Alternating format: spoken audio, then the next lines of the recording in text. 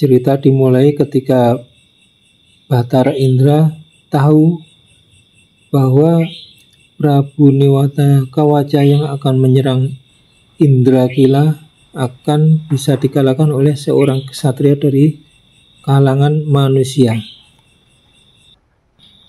Maka diutuslah 7 bidadari utama yang merupakan juga penari di dalam kahyangan untuk menguji Arjuna. Arjuna berhasil lulus dari ujian godaan dari 7 bidadari tersebut. Selanjutnya akan ditemui oleh Bathara Indra, dan selanjutnya akan bertemu dengan Bathara Siwa untuk mendapatkan anak panah Pasopati yang mempunyai semacam dapur bulan menanggal seperti bulan sabit. Dari perspektif tempat Arjuna bertapa, maka kalau kita menengok ke sebelah kanan maka akan melihat relief Bathara Indra. Sementara kalau kita menengok ke kiri, maka di sana terdapat relief Prabu Newata Kawaca. Amit para suhu dan senior, karena kita tidak membawa pusaka Pasopati, kita akan menuju ke Wana Wisata Gunung Budak bertemu dengan Mbah Agus Utomo. Bismillahirrahmanirrahim. Kami hari ini berada di Padepokan Pak Agus, Padepokannya Mbah Agus Gunung Budak di Gunung Budak Tulungagung. Melanjutkan pembahasan kami kemarin di Gua Selomangleng, bahwa memang kami belum kedunungan keris Pasopati. Nah, ini kebetulan beliau Mbah Agus gadah pusaka Pasopati, mbok menawi sedikit banyak di Ibar. Monggo Mbah Agus. Terima kasih Dr. Budi. Assalamualaikum warahmatullahi wabarakatuh. Saya mendapatkan keris Pasopati ini setelah saya menyelesaikan tentang cerita tentang Arjuna Wiwaha di Gua Selomangleng Tulungagung. Selama ini cerita tentang Arjuna Wiwaha itu hanya dalam konteks pewayangan. Tapi kemarin saya membabat di dalam tulisan saya tentang konteks Pasopati atau Arjuna Wiwaha yang ada di Selomangi dalam konteks kehidupan keseharian. Nah, ternyata di sana didapatkan satu kesimpulan bahwa yang ditokohkan di dalam cerita Arjuna Wiwaha itu adalah Raja Erlangga. Dan Arjuna di dalam cerita pewayangan itu memiliki pusaka yang namanya panah Pasopati. Nah, ini dapur keris Pasopati, ya. Dapur keris Pasopati ini saya mendapat hadiah setelah saya menyelesaikan tugas mendeskripsikan tentang cerita Arjuna dalam wujud Raja Erlangga itu. Bentuknya seperti ini, lurus, ya. Jadi sangat keker sekali, sangat bagus, dan ini adalah pusaka pamungkasnya Erlangga ketika kemarin dia harus lentur manah bertapa di Gua Selomangleng dalam rangka menaklukkan seluruh hawa nafsunya, yang digambarkan dalam cerita bahwa nafsu yang besar itu adalah raksasa dalam perwujudan seorang buta yang namanya Newata Kawaca.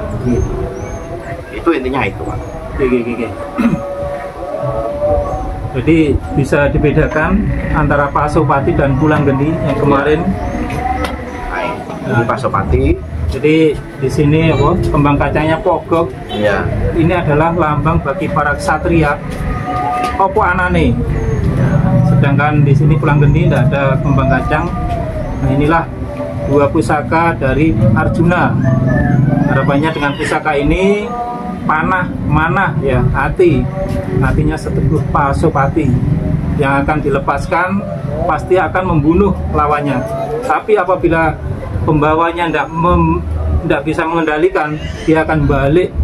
Jadi manahnya itu kalau Membunuh sampai dirinya membunuh sendiri. dirinya sendiri. Mungkin gitu Pak Agus. Betul. Jadi manah dalam cerita di Arjuna Wiwaha itu lebih ke pemanahan. Pemanahan itu artinya manah ing salebriting kolbu. Jadi hati yang bersih, tekad yang bulat, manunggal sama Tuhan. Itu. Yang kemudian ada yang mengartikan lain bahwa manah itu seperti kita memanah seorang busur gitu. Jadi bisa diartikan dua ya, manah dalam arti konteks manah memakai busur dengan panah Pasopati atau memanah ke dalam diri kita sendiri. Menambahkan lagi Pak Agus ya. Ya. Mungkin dalam kaitan bernegara, kalau Airlangga itu manah ya. Manah. Manah kan ke depan, Ya. masa depan. Ya. Misalkan Indonesia 45, Indonesia emas, maka sebelum manah itu katanya ditarik ke belakang dulu. Betul. Berarti kita harus melihat ke belakang, ke dalam hati kita atau ke dalam para leluhur kita. Ya. Mungkin seperti itu juga. Bisa juga begini, pemanahan tokoh Mataram pertama ya, Oke. Romonya Sutowijoyo itu dalam konteks dia menjadi orang yang melakukan gentur manah Topo Broto supaya Mataram bisa berdiri. Terus kemudian pemanahan manahnya Arjuna supaya Airlangga bisa membangkitkan kerajaan Kediri yang hancur karena diserang musuhnya itu tadi.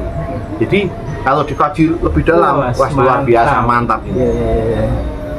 Mungkin demikian Pasopati yang ternyata kami belum mampu, ternyata sudah ada di Tulungagung di Pak Agus. Dan ini mungkin dari tidak cuma Pak Agus ya, para senior ahli perkerisan, para budayawan pasti punya. Tapi hari ini kita bertemu dengan Mbah Agus di Gunung Budak.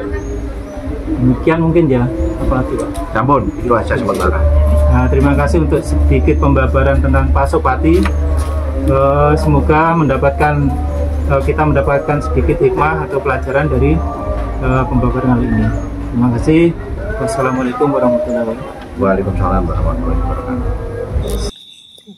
Pasopati yang populer ini mempunyai ricikan antara lain kembang kacang pokok yang menjadi ciri utama, yang kedua jalen, lambe gajah satu, sogoan rangkap, tikel alis, serawian, dan gerneng. Ada juga yang memakai odo-odo sehingga permukaan bilahnya gigir sapi. Begawan Ciptaning Mintorogo mempunyai makna yang spesial. Ciptaning, cipta atau hati yang ning, wening, hati yang bening. Sementara Mintorogo adalah Witorogo yang berarti membersihkan rogo. Dan itu panah Pasopati adalah manah pasu hewan pati. Jadi manah atau hati yang bisa membunuh sifat-sifat kebinatangan dalam diri kita. Tentu saja kita langsung nyambung. Ada hati yang wening, ada raga atau panca indera, dan ada unsur binatang di dalam tubuh. Maka kita akan langsung connect kepada sebuah ayat yang sering kita baca, yaitu dalam surat Al-An'am ayat 179.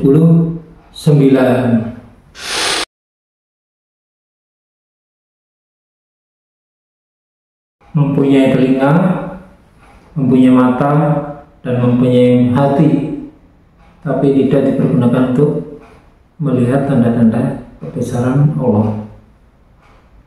Katanya disebutkan sebagai bagaikan binatang ternak. Jadi ada sifat-sifat binatang dalam diri kita yang nanti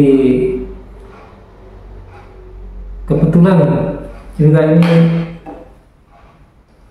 mirip, hampir sama dengan mirip dengan Sang Arjuna dalam Arjuna Wiwaha. Sebagai penutup kita akan Untuk Begawan mereaksi Ciptaning video itu sangat terkenal. Antara lain ada PB3 itu Serat Mintorogo, ada Profesor Dr. Purbo Caroko, ada Dr. Priyo Hutomo, ada Sanusi Pane, ada Dr. Seno Sastramijoyo, ada S. Prawiratmojo, Imam Supardi, dan lain sebagainya. Nah, itu semuanya dari serat-serat itu sumbernya dari Arjuna Wiwaha karangan Empu Kanwa pada tahun 1019 sampai 1042.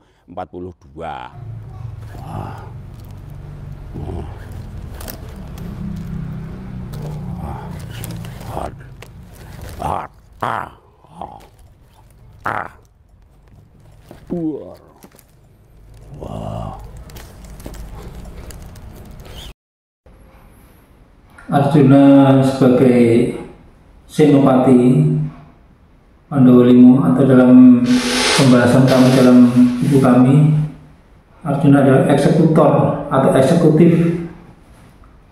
Maka salah satu pusaka yang harus dimiliki adalah menguasai Pasupati, supaya manah Pasupati yang membunuh sifat-sifat binatang itu tidak membunuh dirinya sendiri, dan dia nanti akan dilengkapi dengan pulang gening yang merupakan yang bermakna ratus atau wewangian, sehingga hasil karyanya akan semerbak harum, mengharumkan nusa bangsa dan agama. Mungkin demikian untuk pertemuan kali ini, kami akhiri. Apabila ada salahnya mohon maaf dan boleh dikoreksi dan boleh tidak setuju. Kami akhiri dengan alhamdulillah. Assalamualaikum warahmatullahi wabarakatuh.